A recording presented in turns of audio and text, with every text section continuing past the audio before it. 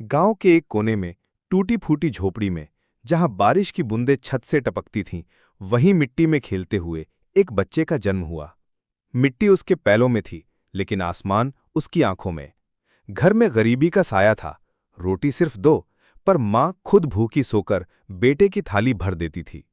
बाप खेतों से थका हारा लौटता, लेकिन बेटे के सपनों में ताकत भरता। स्कूल जाना था, पर बस्ते के लिए पैसे नहीं थे, तो बाप ने अपनी चप्पलें बेचकर किताबें खरीदी। उस दिन बेटा सिर्फ स्कूल नहीं गया, वो अपना सपना उठाकर चला था। सुबह के समय वो स्कूल में बैठा पढ़ता और शाम होते ही मजदूरी करता।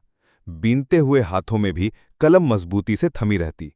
गांव वाले ताने कसते, मजदूर का बेटा क्या करेगा, लेकिन वो चुपचाप किताबों में अपना जवाब लिख रहा था। एक शाम बाप ने उसे पढ़ते देखा और पहली बार मुस्कुराया।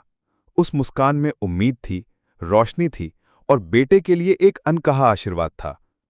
पेट में अन्न नहीं होता, पर दिमाग में सवाल हल होते रहते। भूख से लड़ना उसने मां की ममता से सीखा था। जब परीक्षा की फीस नहीं थी, तो मां ने अपने गहने गिरवी रख दिए। कुछ न बोली, बस सर पर हाथ फेर दिया। परीक्षा के दिन बिना चप्पल, बिना नाश्ते वो बोर्ड एग्जाम देने गया, और दिल से लिखा। उस दिन उसने कागज नहीं, अपनी तकदीर लिखी थी। कुछ दिनों बाद अखबार में हेडलाइन छपी, गरीब मजदूर का बेटा बने राज्य टॉपर।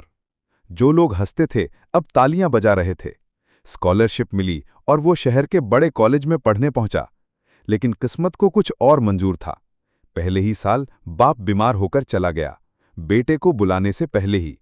राख के सामने उसने वादा किया, अब तेरा नाम मिटने नहीं दूंगा। सालों की मेहनत, संघर्ष और धैर्य के बाद वो एक बड़ा अफसर बन गया। ऑफिस की पहली तस्वीर उसने बाप की तस्वीर के साथ ली, जैसे कह रहा हो, देख तेरे सपने पूरे हो गए। फिर एक दिन वो अपने गांव लौटा, वहां के स्कूल को नए रूप में बनवाया और उसके गेट पर लिखवाया, रामलाल विद्यालय, एक मजदूर का सपना। ये वही बच्चा था जो मिट्टी में जन्मा था, भूख में बढ़ा हुआ था, लेकिन आज अपने बाप को अमर कर गया।